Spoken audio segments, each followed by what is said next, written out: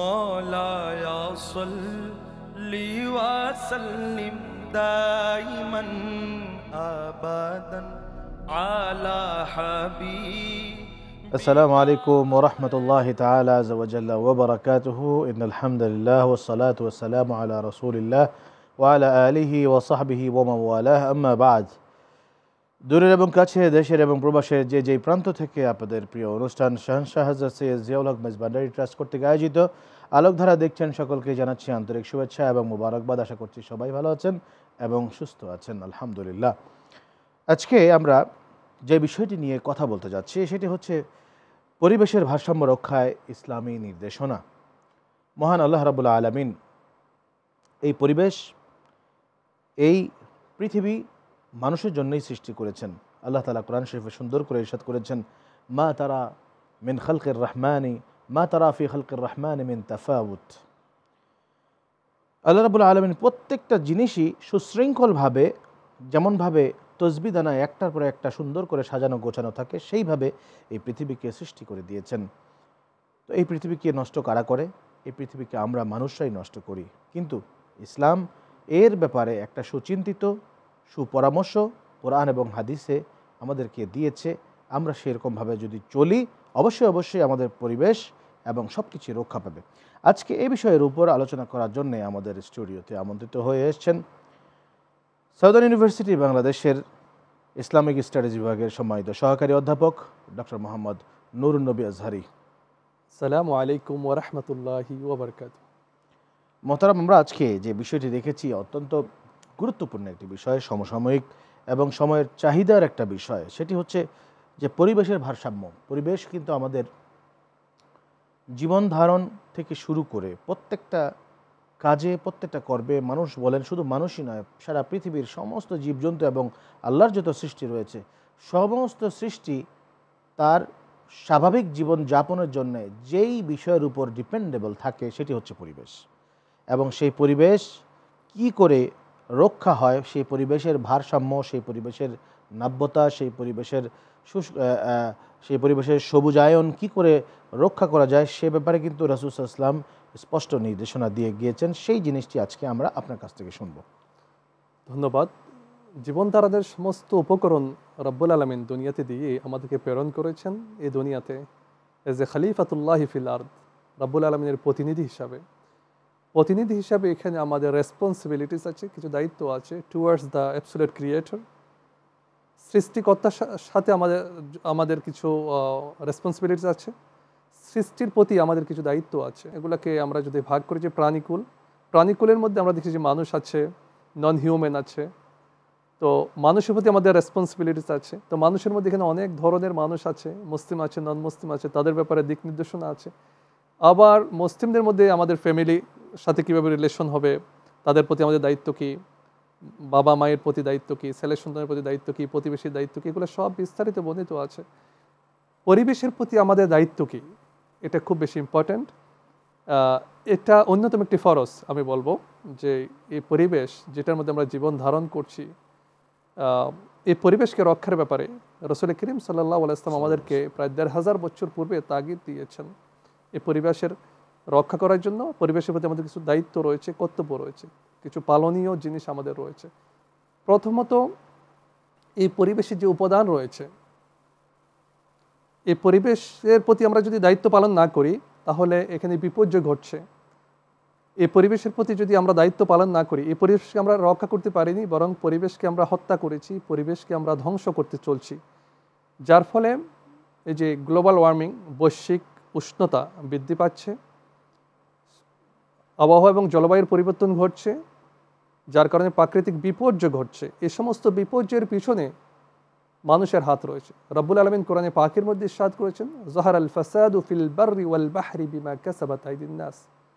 স্থল এবং জলে যে সমস্ত বিপর্যয় আছে, এই সমস্ত বিপর্যয়ের পিছনে এগুলো মানববর্জিত, এগুলো মানুষের হাত রয়েছে। সুতরাং এই যে প্রাকৃতিক যে দুর্যোগ হচ্ছে, এগুলোর পিছনে এগুলো কিন্তু আমাদের হাতের কামাই। আল্লাহ বলছেন, এগুলো দ্বারা আমি মানুষদেরকে কিছু আস্বাদন, যা তারা করেছে, যে দুর্যোগ তারা নিয়ে এসেছে, এটার মাধ্যমে আমি তাদেরকে কিছু আযাব আস্বাদন করাই, যাতে করে তারা ফিরে আসতে পারে, যাতে করে তারা সংশোধন হতে পারে। তাহলে এই পরিবেশের প্রতি আমার দায়িত্ব কি? প্রথম যে দায়িত্ব আমাদের যে করণীয় সেটা হচ্ছে পরিবেশের অন্যতম যে এলিমেন্ট উপাদান সেটি হচ্ছে পানি। পানির অপর নাম জীবন, এবং প্রাণীর সৃষ্টি, প্রাণীর অস্তিত্ব এই পানির উপর নির্ভর করে। কোরআনে পাকের মধ্যে ইরশাদ করেছেন, ওয়াজআলনা মিনাল মাই কুল্লা শাইইন হাই, এই পানি থেকে আমি সমস্ত কিছুকে জীবিত রেখেছি। সুতরাং এই পানির প্রতি, পানিকে দূষণমুক্ত রাখতে হবে আমাদেরকে, যেটা রাসূল করিম সাল্লাল্লাহু আলাইহি ওয়াসাল্লাম আজ থেকে প্রায় ১৫০০ বছর পূর্বে আমাদেরকে অ্যাডভাইস করেছেন, লা ইয়াবুলান্না আহাদুকুম ফিল মাইদ দাইম, তোমরা কেউ বদ্ধ পানিতে প্রস্রাব করবে না, অর্থাৎ পানিকে দূষণমুক্ত রাখতে হবে। এই যে আমরা যদি দেখি আজকে ওয়ার্ল্ডে অনেক বড় একটা ক্রাইসিস হচ্ছে, সংকট হচ্ছে সুপেয় পানির সংকট। আমাদের পাশের দেশ ইন্ডিয়াতে, রাজস্থানে, যেখানে পানির জন্য হাহাকার, আফ্রিকার বিভিন্ন দেশে যেখানে পানির জন্য হাহাকার, এই পানিকে দূষণ থেকে, সমস্ত প্রকার দূষণ থেকে আমাদেরকে মুক্ত রাখতে হবে। দ্বিতীয় পরিবেশের যে উপাদান সেটি হচ্ছে এই বায়ু, বাতাস। এই বাতাসকে কোনোরকম কোনো অবস্থাতে আমরা দূষিত করা যাবে না এটাকে। তো বাতাসকে দূষিত না করার জন্য রাসূল করিম সাল্লাল্লাহু আলাইহি ওয়াসাল্লাম আমাদেরকে অ্যাডভাইস করেছেন সে ১৫০০ বছর পূর্বে। তিনি বলেছেন, তোমাদের কেউ রাস্তার ধারে মলমূত্র ত্যাগ করবে না, রাস্তার মোড়ে মলমূত্র ত্যাগ করবে না। তিনি বলেছেন ৩টি কাজ করলে আল্লাহ অভিশাপ দেন, আল্লাহ রাগান্বিত হন। একটি কাজ হচ্ছে রাস্তার ধারে, জনপদে যেখানে মানুষ চলাচল করে ওই রাস্তার ধারে মলমূত্র ত্যাগ করা। আরেকটি হচ্ছে রাস্তার মোড়ে মলমূত্র ত্যাগ করা। আরেকটি হচ্ছে গাছপালার নিচে ছায়াস্থানে মলমূত্র ত্যাগ করা, যার ফলে পরিবেশ দূষিত হচ্ছে। এই পরিবেশ দূষণকে প্রতিরোধ করার জন্য রাসূল করিম সাল্লাল্লাহু আলাইহি ওয়াসাল্লাম আমাদেরকে এই নির্দেশনা দিয়েছেন। সাথে সাথে তিনি এটি বলেছেন, কোনো মানুষ যদি মারা যায়, আসরা বিল জানাজাতি, কোনো মানুষ যদি মারা যায় তাকে তাড়াতাড়ি কাফন দাফনের ব্যবস্থা করার জন্য বলেছেন। এটা কিন্তু এখান থেকে আমাদের শিক্ষা হচ্ছে, আমরা কোনো মৃত্যু ব্যক্তিকে ফেলে না রেখে, যেটা অন্যান্য কালচারে ছিল, আমরা মৃত্যু ব্যক্তিতে ডেড বডিকে আমরা কি করি, এটাকে বিভিন্ন কালচার, আমি নাম বলছি না, বিভিন্ন ধরনের ওদের ওয়ে আছে, কিন্তু ইসলাম ধর্মে বলা আছে যে তাদেরকে কবর দিতে হবে মাটির মধ্যে। তো এটা পরিবেশ ভারসাম্যের জন্য, বাতাসকে রক্ষা করার জন্য, দূষণমুক্ত করার জন্য এটা অন্যতম একটি উপায়। তৃতীয় যেই জিনিসটি সেটা হচ্ছে সাউন্ড পলিউশন কিংবা শব্দ দূষণ। এটাও পরিবেশ বিপর্যয়ের অন্যতম একটি কারণ। আমরা গত কিছু বছর ধরে আমরা লক্ষ্য করেছি 31st নাইটে যে পরিমাণ বিকট আওয়াজে আপনার উদযাপন করা হয়, 31st নাইট বর্ষ উদযাপন যেভাবে করা হয়, ফ্রান্সে এর পরের দিন অনেকগুলা মৃত পাখি পাওয়া গিয়েছে। তো জীবজন্তুর জন্য এটা হুমকি। আমাদের বাংলাদেশে তো শিশু মারা গেছে, এটা ঘটছে। তো সাউন্ড পলিউশনের দিকে আমাদের খুব বেশি নজর দেওয়া দরকার। ঢাকার রাস্তায় যদি, বাংলাদেশের যে কোনো রাস্তায় যদি আপনি বের হন, দেখবেন যেখানে অতিমাত্রা সাউন্ড পলিউশন হচ্ছে এবং মাইকেরও মিস ইউজ হচ্ছে। রাস্তায় নামলেই কিন্তু দেখা যায় কিছু কিছু গাড়ির ড্রাইভার রয়েছে যারা কোনো কারণ ছাড়াই শুধু হর্ন বাজাতে থাকে, পেছন দিক থেকে হর্ন বাজাচ্ছে, অথচ কিন্তু সামনের যে ব্যক্তিটি রয়েছে সে কিন্তু হার্টের রোগী হতে পারে, সে ব্রেনের রোগী হতে পারে। এগুলো দ্বারা বিপর্যয় সৃষ্টি হচ্ছে, আর এটা আসলে ভদ্রতা নয়। আসলে সাউন্ড পলিউশন যাতে না হয় সে দৃষ্টিকোণ থেকে আমাদেরকে অনেক বেশি সতর্ক থাকতে হবে, যেটার কারণে পরিবেশে জীবজন্তুর উপর, পশু পাখির উপর, মানুষের উপর, মানব স্বাস্থ্যের উপর যেটা এফেক্ট পড়ছে। তারপরে ইদানিংকালে দেখা যাচ্ছে যে বিভিন্ন পাড়া মহল্লাগুলোতে, বিয়ের অনুষ্ঠানগুলোতে অনেক রাত ভর ডিজে পার্টির প্রোগ্রাম করছে, এবং সেই ডিজে পার্টিতে এলাকা কাঁপানো সাউন্ড বক্স দিয়ে মানুষের ঘুম, কি কেউ ঘুমাচ্ছে, কে রোগী আছে, কোনো কিছু তোয়াক্কা হচ্ছে না। বাজাচ্ছে তো বাজাচ্ছেই, কেউ কিছু বলতে গেলে তাকে পর্যন্ত তিরস্কার করা হচ্ছে। নট অনলি দ্যাট, আমি এটার সাথে অ্যাড করতে চাই, আমি মাইক ব্যবহারের পক্ষে, বাট এটাকে আরেকটু পরিমিত করা যায় কিনা, কিংবা যেখানে মানুষজন আছে শুধু ওই পর্যায়ে সীমিত করা যায় কিনা। আমরা দেখেছি গ্রামগঞ্জে আজকে ওয়াজের যে ট্রেন্ড, এখন গভীর রাত পর্যন্ত ওই মাইকের মিস ইউজ হচ্ছে। এখানে স্টুডেন্ট আছে, এখানে বেবিস আছে, এখানে সিনিয়র সিটিজেন্স আছে, এখানে অসুস্থ আছে, বিভিন্ন ধরনের মানুষ এখানে আছে সোসাইটিতে। সুতরাং আমি মনে করি না এটা ইসলামিক ম্যানার্স যে অন্যকে গভীর রাতে ডিস্টার্ব দেওয়া। তো আমরা যদি এটার পরিমাণটা সীমিত করতে পারি কিংবা প্যান্ডেলের মধ্যে যদি আমরা ভয়েসটা পৌঁছাতে পারি, জাস্ট লো করতে পারি, একটু নিচু করতে পারি, আই থিঙ্ক এখানে আমাদের একটা গুরুত্বপূর্ণ ভূমিকা আমাদের পালন করা দরকার। আল্লাহ কিন্তু কোরআন শরীফে আপনার যে একটু আগে তেলাওয়াত করলেন সেটাতে যে ওয়াজাদিলহুম বিল্লাতি হিয়া আহসান, আল্লাহ বলেছেন যে তোমরা দাওয়াত দাও সবচাইতে উত্তম পন্থায়, উত্তম তরিকায়। এখন দেখা যাচ্ছে এমনিতেই তো আমাদের সমাজে বর্তমানে ওয়াজ মাহফিলের মাঠগুলো রঙ্গমঞ্চ হয়ে গেছে। এর উপরে যদি আমি আমাদের সেলফ ডিসকাশন করছি, যেটা হচ্ছে আত্মসমালোচনা না করলে কিন্তু হয় না। আমরা যখন ওয়াজ করি আমরা চিন্তা করি না যে আমার ওয়াজের ভিতরে নসিহত কতটুকু আছে, হাসি তামাশা কতটুকু করছি, আরেকজনের গীবত কতটুকু করছি। এখন ওয়াজ নসিহতের ময়দান হয়ে গেছে এরকম। আনফরচুনেটলি হ্যাঁ, সবচাইতে বেশি গীবত করতে পারলে ওই হুজুর সবচাইতে বড় হুজুর, উনি অমুকের ধরছে তারে ধরছে। ব্যাপারটা কিন্তু তা নয়, ব্যাপারটা হচ্ছে নসিহতের বিষয়। আমি নসিহত করতে বসছি, ওয়াজ মানে হচ্ছে নসিহত।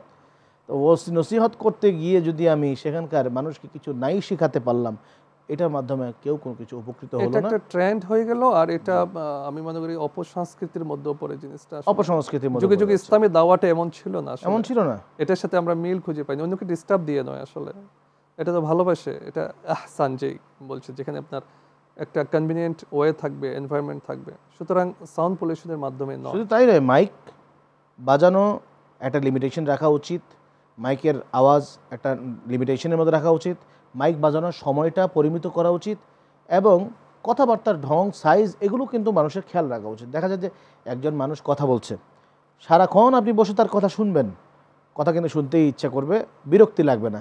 আরেকজন মানুষ কথা বলছে, তিনি দুইটা কথা বললে আপনি কতক্ষণে তার সামনে থেকে উঠে চলে যাবেন, এই চিন্তা ভাবনা কিন্তু আসলে এটা নিয়ে মেবি আমরা অন্য একটা অনুষ্ঠানে ডিসকাস করতে পারি যে আসলে যে ওয়াজের সেকাল এবং একাল। না, ওটা না, এটা হচ্ছে সাউন্ড পলিউশনের। যেহেতু আজকে আমরা পরিবেশের ভারসাম্য রক্ষা, পরিবেশের ভারসাম্য রক্ষা করতে গিয়ে এই জিনিসগুলো আমাদের প্রত্যেকেরই, শুধু আমাদের নিজেদের নয়, বরং যত ধরনের সভা সেমিনার হয়, রাজনৈতিক হতে পারে, ধর্মীয় হতে পারে, সাংস্কৃতিক হতে পারে, সামাজিক হতে পারে, প্রত্যেকটা ক্ষেত্রেই এই নিয়মগুলো সাউন্ড পলিউশনটা আমরা একটা মাথায় রাখতে হবে। আচ্ছা, পরিবেশের ভারসাম্য রক্ষার ক্ষেত্রে বৃক্ষ একটি অন্যতম ভূমিকা পালন করছে। তো এই বৃক্ষের ব্যাপারে আল্লাহর হাবিব সাল্লাল্লাহু আলাইহি ওয়াসাল্লামের নির্দেশনাগুলো কি? আমি এতক্ষণ আপনাদেরকে বর্জনীয় সম্পর্কে বলছিলাম, এখন করণীয় আছে। করণীয় হচ্ছে আমাদেরকে এই যে বনায়ন, সবুজ বনায়ন, এটার ক্ষেত্রে রাসূল করিম সাল্লাল্লাহু আলাইহি ওয়াসাল্লাম ১৫০০ বছর পূর্বে অনেক বেশি এমফাসাইজ করেছেন, অনেক বেশি গুরুত্ব দিয়েছেন।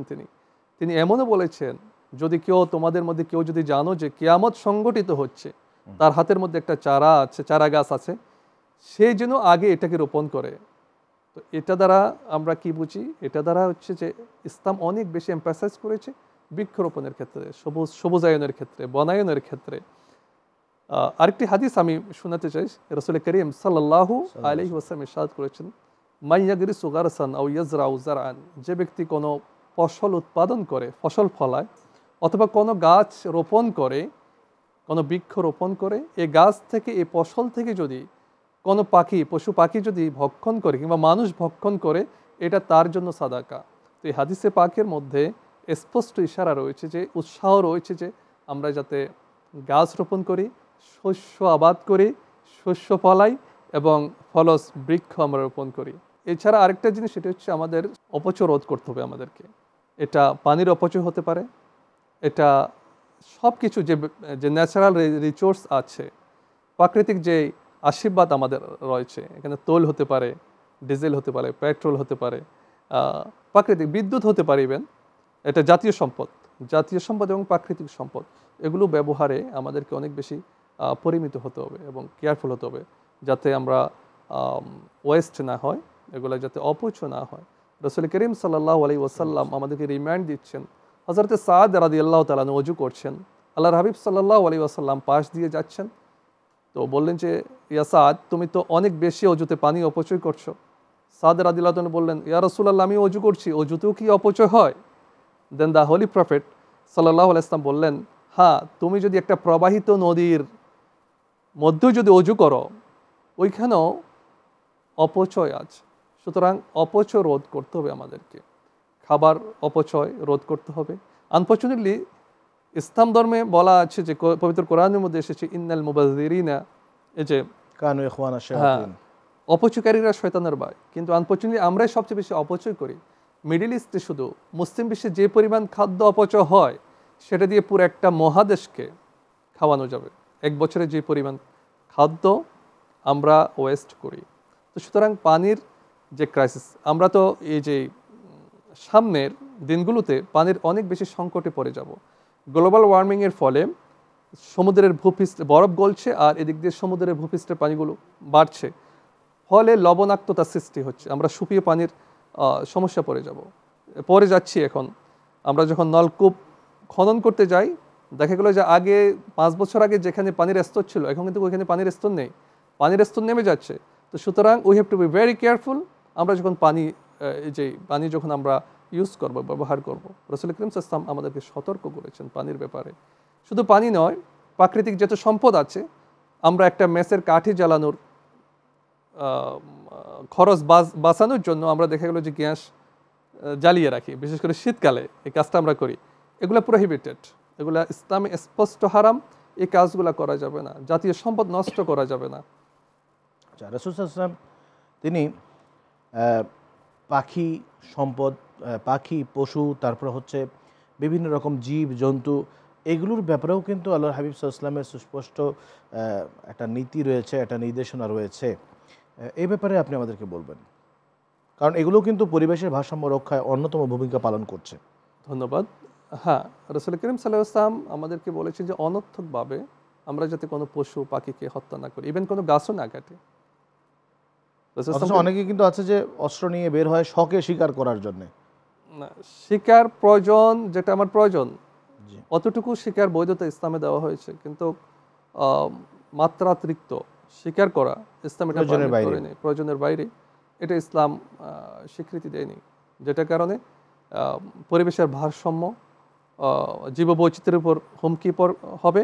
এটা আমাদেরকে, এই পরিবেশের রক্ষা করার দায়িত্ব আমাদের। আসলে এই ন্যাচারাল যে রিসোর্সগুলো আছে এগুলো রক্ষা করার দায়িত্ব আমাদের যে সোশ্যাল রেসপন্সিবিলিটিস, সামাজিক একটা দায়িত্ব আছে পরিবেশের, এই দায়িত্বটা আমাদেরকে পালন করতে হবে। আসলে আমি যদি বাংলাদেশে যেটা দেখেছি যে বিভিন্ন জায়গাতে উই আর নট কনসার্ন, আমরা সচেতন না, তো আমরা নোংরা করছি। পানি খেলাম, পানির এই যে বোতলটা আমি ফেলে দিলাম, কিন্তু এর দ্বারা যে পরিবেশ বিপর্যয় হচ্ছে এটার দায়িত্ব আমি। আসলে নোংরা করছি সব জায়গায়। পাবলিক প্লেসগুলো দেখেন, ট্রেনে ভ্রমণ করি, যখন আমরা ট্রেনের দিকে দেখি নোংরা করছি যত্রতত্র। তো আসলে এই যে ইসলাম আমাদেরকে পবিত্রতা শিখিয়েছে, ইসলাম ধর্মের 3টে ওয়ার্ড এসেছে, একটা হচ্ছে আত-তাহারা, একটা হচ্ছে আন-নাযাফা, একটা হচ্ছে আত-তাসকিয়া। তাহারাটা মূলত আমরা ইবাদতের ক্ষেত্রে ইউজ করি, যেটা আমরা যেমন ওযু করি, গোসল করছি, রাইট। একটা হচ্ছে নাযাফা, I have to clean my cleanliness of our bodies, এই যে আওয়ার বিলঙ্গিংস, আওয়ার সারাউন্ডিংস। পরিষ্কার পরিচ্ছন্নতা ইমানের অঙ্গ আমরাই বলি। আমাদের এই বডিকে পবিত্র করতে হবে, আমাদের পোশাক আশাক জিনিসপত্রকে পরিচ্ছন্ন করতে হবে। এট দ্য সেম টাইম আমরা আমাদের সারাউন্ডিংস, পরিবেশ যেটা, ওটাকে আমাদের ওটার দায়িত্ব আমাদেরই। দেখুন, এখন বর্তমানে পরিবেশবাদী যারা রয়েছেন তারা কিন্তু পরিবেশ নিয়ে অনেক কথাই বলছেন, কিন্তু এই কথাগুলো কিন্তু অনেক সময়ই আমাদের আমলে আমরা নেই না। দেখুন, যার ফলে সারা বিশ্বে এই যে শিল্প বিপ্লব নামে একটা জিনিস যে ঘটে চলেছে, কিন্তু একটা দিক থেকে কিন্তু আমরা অত্যন্ত ব্যাখ্যাল হয়ে রয়েছি। সেটি হচ্ছে যে শিল্প বিপ্লব করতে গিয়ে আমাদের পরিবেশকে কিন্তু আমরা বিপর্যয়ের মুখে ঠেলে দিচ্ছি। দেখা যাচ্ছে একজন গার্মেন্টসের যেগুলো ডাইং গার্মেন্টস, যেগুলো রং করে কাপড়ে, সেই ডাইংয়ের রংটা করার পরে বিষাক্ত কেমিক্যাল, এই কেমিক্যালটা সে ছেড়ে দিচ্ছে ড্রেনের মধ্য দিয়ে সেই কেমিক্যাল এসে পড়ছে নদীতে। নদীর যে মাছগুলো ছিল, আমরা আগে কত ধরনের মাছ খেতাম, কিন্তু এখন কোনো মাছ নাই। কারণ হচ্ছে এই বিপর্যয়, শুধুমাত্র এক বিপর্যয়ের কারণে এখন যে মাছগুলো আছে এগুলোও বিষাক্ত মাছ, যার কারণে নদীর মধ্যে জাল দিয়ে কিন্তু মাছ চাষ করা লাগতেছে। মাছ কিন্তু এমনি এমনি পাওয়া যাচ্ছে না, আর যে মাছগুলো পাওয়া যাচ্ছে সেগুলোও বিষাক্ত মাছ পাওয়া যাচ্ছে। সব বিষয়টাকে আমরা যদি বলি ওয়েস্ট ম্যানেজমেন্ট, তারপরে যেখানে ধূমপানের মাধ্যমে কিন্তু মানুষ পরিবেশ নষ্ট করছি আমরা। জি, বর্জ্য ব্যবস্থাপনা আমরা কিন্তু বিশ্ব বড় বড় সিটিগুলোতে একটা স্ট্যাটিস্টিক যেটা আমরা দেখেছি, সেখানে 2022-এ প্রায় 1.2 বিলিয়ন টন বর্জ্য উৎপাদন করছে, যেটা 2025-এ হবে 2.2 বিলিয়ন। তো এই বিশাল বর্জ্যের যে এই বর্জ্যগুলো আমরা কিভাবে এগুলাকে আসলে বর্জ্য থেকে কিন্তু পরিবেশ ধ্বংস হচ্ছে, তো বর্জ্যগুলো ম্যানেজমেন্টটা কি, ব্যবস্থাপনা কি হবে, এটা নিয়ে গভর্নমেন্ট ভাবতে হবে, পরিবেশবাদীদের ভাবতে হবে। এট দ্য সেম টাইম যারা সচেতন মুমিন মুসলিম আছে তাদেরকে ভাবতে হবে জিনিসটা। শুধু তাই নয়, আমি আরেকটা জিনিস যেটা আপনার সাথে যোগ করবো, সেটা হচ্ছে বর্তমানে বর্জ্য যেটাকে বলা হয় ইলেকট্রনিক বর্জ্য, ডে বাই ডে নতুন মোবাইল আসছে, নতুন কম্পিউটার আসছে, নতুন ল্যাপটপ আসছে, নতুন বিভিন্ন ইলেকট্রনিক সরঞ্জাম আসছে, কিন্তু পুরনোগুলো কোথায় যাচ্ছে? এগুলো কি ডিস্ট্রাক্টেবল? এগুলো কি ডিসপোজেবল? এগুলো কি ধ্বংস করা যাচ্ছে? যাচ্ছে না। সেগুলো একটা জায়গায় হাত বদল হতে হতে বিভিন্ন দেশে এগুলোর কিন্তু একটা ময়লা, এগুলো একটা আবর্জনা আস্তে আস্তে জমে যাচ্ছে, যেগুলো পরবর্তীতে যেগুলোর ভিতরে বিভিন্ন রাসায়নিক বিভিন্ন যে দ্রব্য রয়েছে এগুলো মানুষের মানবদেহে পরিবেশে প্রচণ্ড রকমভাবে এগুলো কিন্তু প্রভাব ফেলবে। আচ্ছা, রাসূল সাল্লাল্লাহু আলাইহি ওয়াসাল্লামের জামানায় দেখা গেল মদিনাতুল মুনাওয়ারাতে মানুষজন বেশি অসুস্থ হতেন না, এর কারণটা কি ছিল? পরিবেশ, এই যে আলো ছিল, বাতাস ছিল নির্মল, পরিবেশটা কেমন ছিল? নির্মল বাতাস ছিল, পানি ছিল সুপেয়, সবকিছু। মানুষ তো প্রকৃতিকে ধ্বংস করিনি আসলে, আজকে যেভাবে আমরা করছি। প্রকৃতি থেকে রক্ষা করাটা এটা আমাদের জন্য ফরজ এখন। এক্ষেত্রে অনেক আমাদেরকে খুব বেশি কেয়ারফুল হতে হবে আর কি। আমরা 3R এর কথা বলি, 3R, 3টা R। একটা হচ্ছে আপনার রিডিউস, কম করা যায় কেন এটা। এরপর হচ্ছে রিইউজ, পুনর্ব্যবহারযোগ্য। একটা হচ্ছে রিসাইকেল। এই 3 মাধ্যমে আমরা অনেকটাই বর্জ্যটা মিনিমাইজ করতে পারি। Reduce, reuse and recycle. তাহলে আমাদের বর্তমান সময়ে আপনি 3R এর কথা বললেন, কিন্তু এই 3R মানতে হলে রাসূল সাল্লাল্লাহু আলাইহি ওয়াসাল্লামের যে সুন্নতগুলো রয়েছে সেই সুন্নতের কিন্তু বিকল্প নাই। আজকে আমরা যদি তাকাই যে প্যারা নবীজি মুস্তাফা সাল্লাল্লাহু আলাইহি ওয়াসাল্লামের লাইফস্টাইলটি কেমন ছিল, সেই লাইফস্টাইল যদি আমরা আসলে মানতে পারতাম তাহলে কিন্তু আমাদের পরিবেশও রক্ষা হতো, আমাদের বর্তমানে যেই সমস্যাগুলোর ভিতরে আমরা পড়েছি পরিবেশের বিপর্যয়ের কারণে, ওই সমস্যাও কিন্তু আমাদের পড়তে হতো না। ইসলামের পরিচ্ছন্নতাটা এটা অনেক ব্যাপক আসলে, ব্যাপক। আমরা তো একটা বাহ্যিক পরিচ্ছন্নতার কথা বলছি, ক্লিনিনেস। এখানে আপনার স্পিরিচুয়াল পিউরিফিকেশন আছে, এখানে মেন্টাল পিউরিফিকেশন আছে। অর্থাৎ আমরা তো শুধু বাহ্যিক সব কিছু পরিষ্কার পরিচ্ছন্ন করলে চলবে না। We have to clean, we have to purify hour hertz. আমাদের অন্তরকে বিশুদ্ধ করতে হবে, আমাদের মাইন্ডকে বিশুদ্ধ করতে হবে। মাইন্ডের বিশুদ্ধতা, আধ্যাত্মিক পবিত্রতা এবং পরিবেশের পরিচ্ছন্নতা, এই 3টা মিলে একজন প্রকৃত মুমিন। আপনাকে অসংখ্য ধন্যবাদ আজকের এই বিষয়ে যথাযথ আলোচনা আমাদেরকে উপহার দেওয়ার জন্য। প্রিয় দর্শক, আমরা এতক্ষণ যাবৎ অত্যন্ত গুরুত্বপূর্ণ আলোচনা শুনলাম ডক্টর মোহাম্মদ নুরুন নবী আজহারের কাছ থেকে।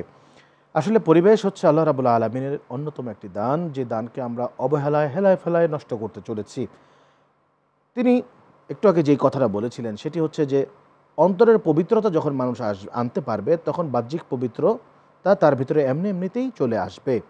সুতরাং অন্তরের পবিত্রতাকে যদি আমরা কাছে রাখতে পারি, আমরা যদি গ্রহণ করতে পারি, চাহিদা কমে যাবে, লোভ কমে যাবে, লালসা কমে যাবে, একটা জিনিসের প্রতি অতিরিক্ত মোহ কমে যাবে।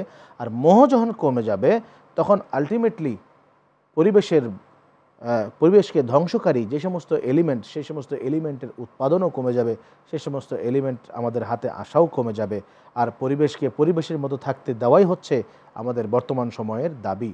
তো আল্লাহর হাবিব সাল্লাল্লাহু আলাইহি ওয়াসাল্লামের কথা মতো আমাদের অবশ্যই সুন্নতের উপর থেকে পরিবেশকে কি করে রক্ষা করা যায় সেই ব্যাপারে সচেষ্ট হওয়া আজকে সময়ের দাবি। তো আজকে আমরা সকলে এই বিষয়ের উপর অবশ্যই লক্ষ্য রাখার চেষ্টা করব। আল্লাহ রাব্বুল আলামিন যেন আমাদেরকে ঈমান আমলের সাথে সাথে আমাদের দেয়া এই পৃথিবীর পরিবেশকেও সুন্দর রাখার তৌফিক দান করেন। আমিন।